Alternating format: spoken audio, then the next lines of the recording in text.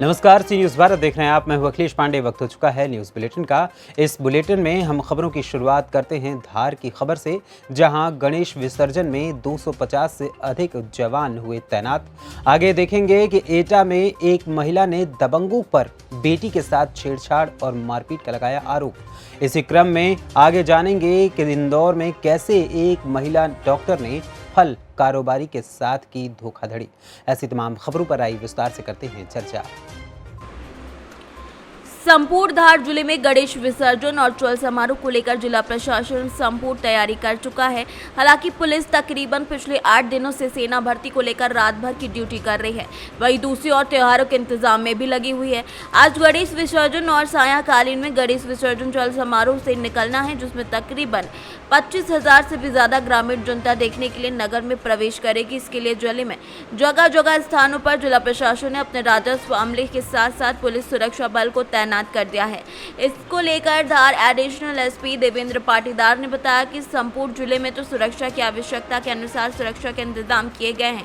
विशेषकर धार जिला मुख्यालय के लिए करीब 250 से भी ज्यादा पुलिस बल जो धार और धार के आसपास जिलों से मंगाया गया है, उन्होंने वहां पर तैनात कर दिया है। कल अनंत चतुर्दशी है और यहाँ पे गणेश विसर्जन में कई झांकियाँ अखाड़े निकलेंगे। साथ में ही पब्लिक भी करीबन 20 से 30 हज़ार यहाँ पर आती है। तो ऐसे में पुलिस का क्या इंतजाम रहेगा? देखिए, धार पूरे ज़िले के अंदर अनंत चतुर्दशी की माकूल व्यवस्था की गई है। और जहाँ तक धार शहर की बात है, कल प्रातः से ही गणेश जी की प्रतिमाओं का विसर्जन होगा, तो उसको लेके जितने भी विसर्जन के स्थल हैं उन जगह पर भी व्यवस्था सुनिश्चित की गई है। और शाम को जल समारोह, झांकियाँ, अन्य चीज़ें जो निकलेगी वो भी बड़े वृहद स्तर पर रहता है। आसपास के ग्रामीण जनों का भी देखने के लिए आते हैं। उसको लेके पूरे रूट को सेक्टर्स में डिवाइड किया गया है, जिसमें एक राजपत्रित अधिकारी स्तर के लोग लगाए गए हैं। जिले के अन्य थानों से थाना प्रभारियों की भी व्यवस्थाओं में किया गया है। Motorcycle party, mobiles, CCTV camera, drone, इन सब से भी पूरी प्रॉपर व्यवस्था सुनिश्चित की जा रही है। आसपास के रूट्स के ऊपर सर्चिंग वगैरह भी करवाई जाएगी। और जहाँ तक है, इस पूरी व्यवस्थाओं के अंदर करीब 300 लोगों का बल लगाया गया है। साथ में भर्ती रैली भी चल रही है, वहाँ एक अलग व्यवस्था सुनिश्चित की गई है। इस पूरे गणेश विसर्जन के चल समारोह के लिए पुख्ता इंतजाम किए गए। राजस्व प्रशासन से भी लोग लगाए गए, फॉरेस्ट के भी लोगों को लगाया, कोटवारों को भी साथ में सहायता ली गई। इस तरीके से इस पूरे संपूर्ण व्यवस्था को बहुत ही पुख्ता तरीके से सुनिश्चित किया गया है। आसपास जिले से भी फोर्स नहीं, जिले के बाहर से वरिष्ठ स्तर से बल की जो डिमांड रहती है, उसमें पुलिस महानिरीक्षक महोदय के द्वारा भी बल उपलब्ध है। धार से सीनियर संवाददाता प्रकाश जोशी की रिपोर्ट। एटा के आवागढ़ नगर में हिंदू एकता संगठन के कार्यकर्ताओं के द्वारा मोहल्ला तिवारियान दुर्गा माता मंदिर बाली गली नगर में गणेश चतुर्थी के शुभ अवसर पर 2 जगह गणेश प्रतिमा रखी गई, जहां प्रतिदिन अनेक धार्मिक आयोजन हुए। और गणेश विसर्जन के दिन दोनों गणेश जी की प्रतिमा को विधि विधान से डीजे और बैंड बाजों के साथ कछला गंगा जी में विसर्जन के लिए ले जाया गया। इस मौके पर हिंदू एकता संगठन के संस्थापक शुभम हिंदू, अमित पाठक, अजय सौरभ पाठक, शौर्य दुबे समेत कई लोग मौजूद रहे। जय श्री राम। आवागढ़ में हिंदू एकता संगठन के सक्रिय साथियों द्वारा मोहल्ला तिवारियान माता मंदिर वाली गली में 2 जगह गणेश प्रतिमा गणेश चतुर्थी के दिन रखी गई थी, जिसमें 7 दिन धार्मिक आयोजन हुए, प्रसाद वितरण हुआ, हवन हुआ एवं गणेश विसर्जन के दिन दोनों प्रतिमाओं को कछला गंगा जी घाट विधि विधान से बैंड बाजा के साथ ले जाया गया। एवं सभी हिंदू एकता संगठन के सक्रिय साथियों ने मनोकामना की कि आप गणेश जी हर वर्ष के भांति अगले वर्ष भी हमारे यहाँ पधारें। जय श्री राम, वंदे मातरम, भारत माता की जय। एटा से सीनियर संवाददाता लखन यादव की रिपोर्ट। एटा के आवागढ़ थाना क्षेत्र में एक महिला ने आरोप लगाया है कि उसके गांव के ही कुछ दबंग उसकी बेटी को परेशान कर रहे हैं और दबंगों का नाम यूनुस, मुश्किन, संजू, फिरोज बताया है। उसने कहा कि पुलिस को शिकायती पत्र भी दिया है लेकिन कोई कार्यवाही नहीं हो रही है। एटा के आवागढ़ क्षेत्र के एक गाँव की महिला ने यह भी आरोप लगाया कि 2 माह से उसकी बेटी को गाँव के दबंग परेशान कर रहे हैं, विरोध करने पर मारपीट भी करते हैं, यहाँ तक कि चाकू से भी हमला कर चुके हैं। देखा जाए तो सीएम योगी की सरकार लगातार ये प्रयास कर रही है कि इस यूपी में बेटियों की सुरक्षा हो सके, लेकिन वहीं दूसरी तरफ गांव के दबंग एक बेटी को परेशान कर रहे हैं और उस पर कोई कार्यवाही नहीं की जा रही है। मामला है कि आवागढ़ थाना पर आप लोग आई हुई है, क्या मामला है? ये मामला है, मैं 2 महीना से 14 तारीख से बज रही हूँ और मेरी लड़की घर में खींच के बदतमीजी करके मारी थी, तो कॉलर भी फट गया था इसका जब्बर का। और ये थाने में आती हूँ, थाने वाले ये कह देते हैं कि आए दिन परेशान करती रहती हो, नया नाटक लेके आती हो, कहीं मेरी सुनवाई नहीं होती है। किसके द्वारा ये किया गया है जो कि अब पुलिस नहीं सुनवाई कर रही है? कौन है जो? ये अजमेरी का लड़का है। क्या नाम है उस लड़के का? लड़के का यूनुस है। पुलिस के द्वारा क्या कार्रवाई की गई है उसके विरुद्ध? उससे कार्रवाई नहीं हुई है। अभी तक कोई कार्रवाई नहीं हुई है। कितने दिन से ये आप लोगों को परेशान कर रहा है? मुझे 2 महीना हो गए। 2 महीना हो गए। हो जाएंगे। अभी भी कोई बात हुई थी? नहीं। अभी लड़की कल मेरी लैट्रिन करने गई थी शाम को 7:30 बजे। जी। मेरी लड़की लैट्रिन करने गई थी तो इस लड़की के हाथ पकड़ के खींच के ले जा रहा था। जी। जाना पता नहीं क्या ले जा रहा था, तो मेरे लड़के खड़े थे तो उस लड़के ने ये कही थी मेरी बाजी को क्या तो बदतमीजी कर रहे हैं, सही मारने पीटने चालू हो गया था। सब मारपीट भी हुई है? और क्या, आप लोगों के साथ मारपीट हुई है? हाँ मेरे साथ हुई है। मेरी सर पे ये पट्टी बंधी है, मेरी डॉक्टरी हुई है। ठीक। मेरी लड़की की भी, मेरे बच्चों को भी मारा है, छोटे छोटे मेरे बच्चे हैं। अब आप क्या चाहती है? अब मैं ये चाहती हूँ कि मेरी लड़की की तरफ उसका कोई ऐसा वो हो जाए तो मेरी तरफ देखे भी नहीं। ठीक है। एटा से सीनियर संवाददाता लखन यादव की रिपोर्ट। इंदौर राज्य साइबर पुलिस ने ऐसे शातिर गिरोह को गिरफ्तार किया है जिन्होंने इंदौर पीतमपुर की प्रतिष्ठित कंपनी प्रतिभा सिंटेक्स लिमिटेड के ROS और RACTL लाइसेंस को फर्जी दस्तावेजों के माध्यम से तैयार करने के बाद 1 करोड़ 25 लाख रुपए से ज्यादा में धोखाधड़ी को अंजाम दे दिया। बता दें कि मुख्य आरोपी प्रवीण अग्रवाल सहित साथी गणेश भूषण, मनीष अग्रवाल, राधिका अग्रवाल, प्रवीण उर्फ मनोज राणा, गौतम कोहली, अनिल जैन, सुरेश जैन ने मिलकर प्रतिभा सिंटेक्स लिमिटेड के सर्टिफिकेट को डिजिटल बनाकर ब्लैक में मुंबई की कंपनी को 1 करोड़ 25 लाख से भी ज्यादा में बेच दिया। इसके द्वारा पूर्व में भी फिल्म अभिनेत्री सोनम कपूर के ससुर हरीश आहूजा के साथ 27 करोड़ की ठगी की वारदात को अंजाम दिया जा चुका है। गिरफ्तार किया गया है जिनके ऊपर कई पहले भी अपराध दर्ज हो चुके हैं, कई शिकायतें मिल चुकी हैं। कि कौन है ये, कब से इस तरह के? हमारे फरियादी है प्रतिभा सिंटेक्स लिमिटेड, जो रेडीमेड गारमेंट्स जो है वो एक्सपोर्ट करते हैं। वो तो एक्सपोर्ट के जो लोग एक्सपोर्टर्स रहते हैं उनके लिए केंद्र सरकार की एक स्कीम है जिसके अंतर्गत उनको एक्सपोर्ट करने पे MEIS लाइसेंस जारी होते हैं।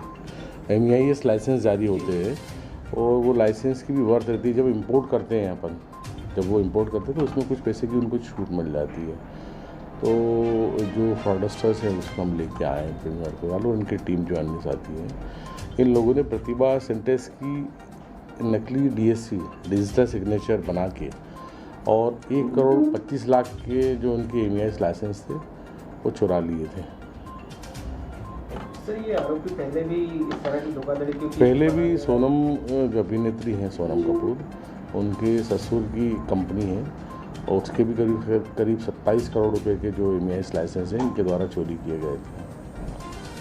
इस गिरोह में कौन कौन है सर? इस गिरोह में प्रवीण का भाई मनीष है और कुछ प्रवीण है और जो है एक मनीष नाम और आ रहा है उसके अंदर, और एक महिला है इसकी बहन ही लगती है वो, उसका भी नाम आ रहा है इसमें। कुल 5 है। सर आगे इनसे क्या पूछताछ और बाकी है या सब कुछ हो चुका है? कुछ कितने की अब तक की इस तरह के गिरोह जो है क्या करते हैं, इसका ये कैसे बेचते हैं, किसे देते हैं? ये जो डिजिटल सिग्नेचर है उससे DGFT की साइट होती है, उसमें लॉगिन करते हैं नकली बना के और उसको ऑनलाइन ही ट्रांसफ़र कर लेते हैं, दूसरी कंपनी को भेज देते हैं और उनसे पैसा ले लेते हैं। आपका परिचय? Inspector Rashid Ahmed, cyber cell Indore. Indore से सीनियर संवाददाता सुरेश बैरागी की रिपोर्ट। इंदौर में लगातार धोखाधड़ी की वारदात सामने आ रही है। इसी कड़ी में इंदौर के विजयनगर थाना क्षेत्र में रहने वाली एक डॉक्टर ने फल कारोबारी को MY हॉस्पिटल में नौकरी दिलाने के नाम पर ठगी की वारदात को अंजाम दिया।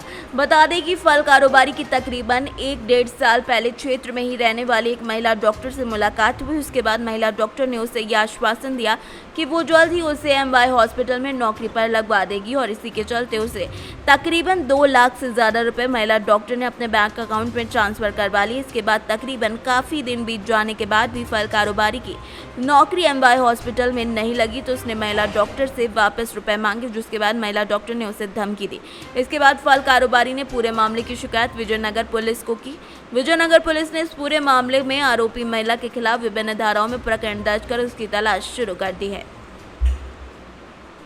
सरकारी नौकरी दिलाने के नाम पर धोखाधड़ी का मामला। विजयनगर थाना क्षेत्र में एक फरियादी थे जिनका कहना था कि उनसे सामने वाले व्यक्ति ने पैसा लिया है और यह बोल कर लिया है कि उनको शासकीय सेवा में काम दिलाएगा, परंतु वो बात पर खड़ा न उतरते हुए सामने वाले ने एक तरह से धोखाधड़ी की हुई थी।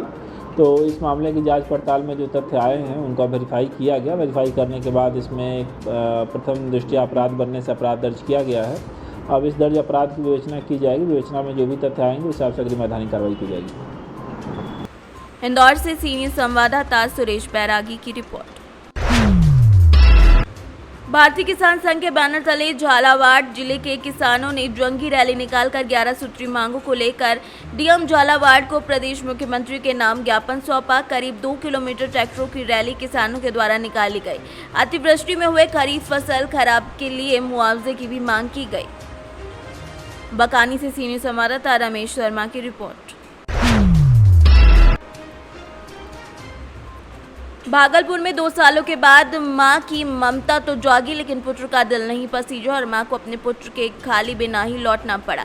दरअसल 2 साल पहले अपने पिता के साथ लापता हुए एक बच्चे को ढूंढने एक महिला भागलपुर सबौर स्थित आनंद पब्लिक स्कूल पहुंची, जहां उसका खोया हुआ बच्चा तो मिल गया, लेकिन बच्चे ने अपनी मां के साथ जाने से इनकार कर दिया। दरअसल मुंगेर जिले की रहने वाली मधु का अपने पति विजय कुमार से बराबर झगड़ा होता था, जिसके बाद उसका पति विजय अपने 10 साल के बेटे मयंक के साथ घर छोड़कर कोलकाता भाग गया। विजय अपने दोस्त मानव साहा के साथ कोलकाता में रहने लगा। इधर महिला ने अपने पति को ढूंढने के लिए कोलकाता पहुंच गई। ईस्ट कॉलोनी थाने में शिकायत दर्ज कराई थी। अब 2 साल बाद जब महिला की सास की मौत हो गई, जिसके बाद महिला के नंदोई ने बताया कि मधु का बच्चा मयंक भागलपुर के बतौर स्थित आनंद पब्लिक स्कूल के हॉस्टल में रहकर पढ़ाई करता है। तो महिला आनंद फानन में भागलपुर के आनंद पब्लिक स्कूल पहुंच गई, जहां उसने अपने बेटे को देखा। हालांकि इसी दौरान महिला को पता चला कि उसके पति की मौत 1 साल पहले हो गई है।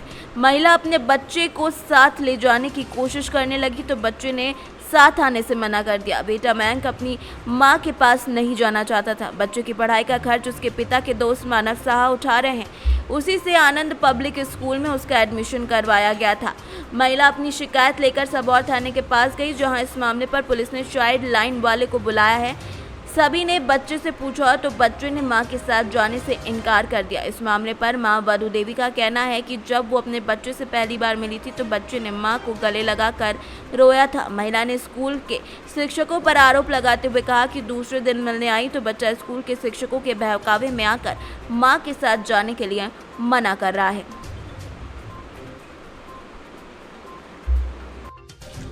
माना सब अब तक कहने पर ही लोग वहाँ चले गए। मेरे हस्बैंड, मेरे बेटे और मेरी सास भी साथ में चली गई और उसके बाद उधरे से बाहर माना सब मिल के मेरा ज़मीन भी बेचवा दिया। और उसके बाद किसी का पते नहीं चल रहा था कि दोनों मेरा बेटा हस्बैंड कहाँ है। पूछने पर भी कोई नहीं बता रहा था।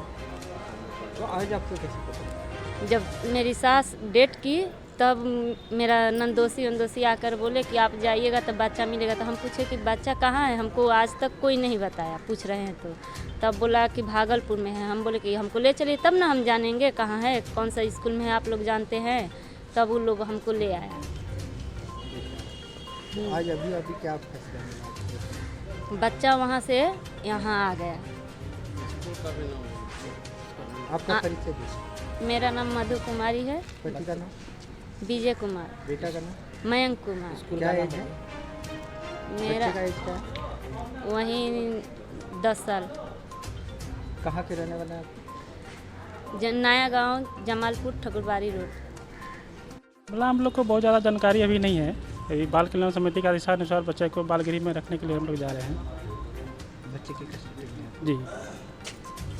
कहाँ से बच्चे? ये बच्चा स्कूल कौन से था? आनंद पब्लिक स्कूल में पढ़ रहा था। इसका कोई पड़ोसी उसको वहाँ पे भर्ती कराया था ये, और मामला कल हम लोग के सामने आया। बच्चे के पिताजी नहीं हैं, वहाँ द्वारा ये मामला संदर्भ में आया है। परिचय? मैं राजकुमार, चाइल्डलाइन भागलपुर, टीम सदस्य। भागलपुर से सी न्यूज़ संवाददाता राहुल कुमार सिंह की रिपोर्ट।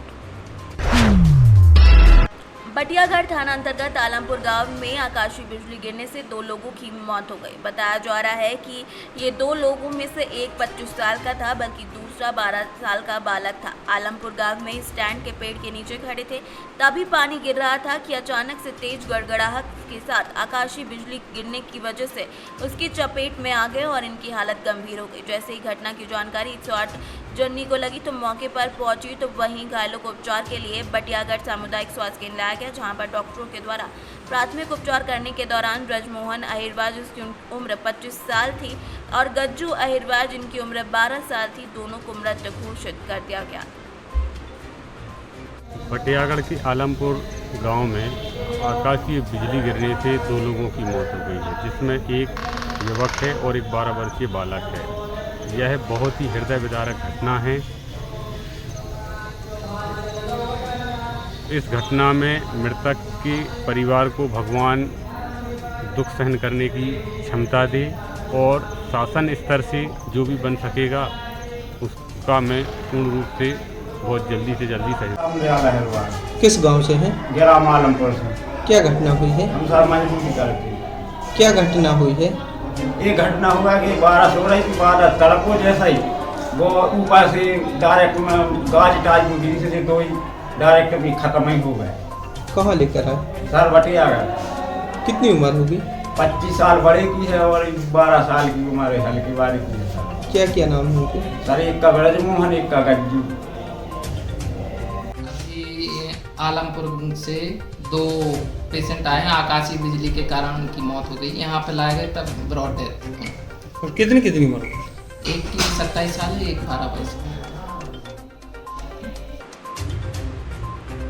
दमोह से सी न्यूज़ संवाददाता शुभम राठौर की रिपोर्ट। कहते हैं कि हौसला हो बुलंद तो क्या कुछ नहीं हो सकता। 2019 से लगातार प्रयास करने के बाद 2022 में किसान के बेटे ने नीट की परीक्षा सफल कर ली और अपने गांव का नाम रोशन कर दिया। कठिन तपस्या से इंसान अपनी तकदीर खुद बदल सकता है और डॉक्टर बनकर अपनी और अपने परिवार की किस्मत बदलने के लिए पूरी तरीके से अब दुष्यंत तैयार हो गए हैं।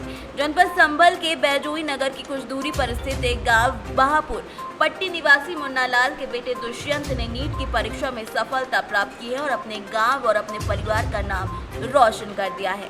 दुष्यंत को 7,715वीं रैंक हासिल हुई है और नीट की परीक्षा पास करके उनमें काफी खुशी का माहौल व्याप्त है। आज नीट की परीक्षा में आज आपका नंबर आया है और आपको लगातार 3 साल के प्रयासों के बाद आज सफलता हासिल हुई है, तो क्या कहेंगे इसके बारे में?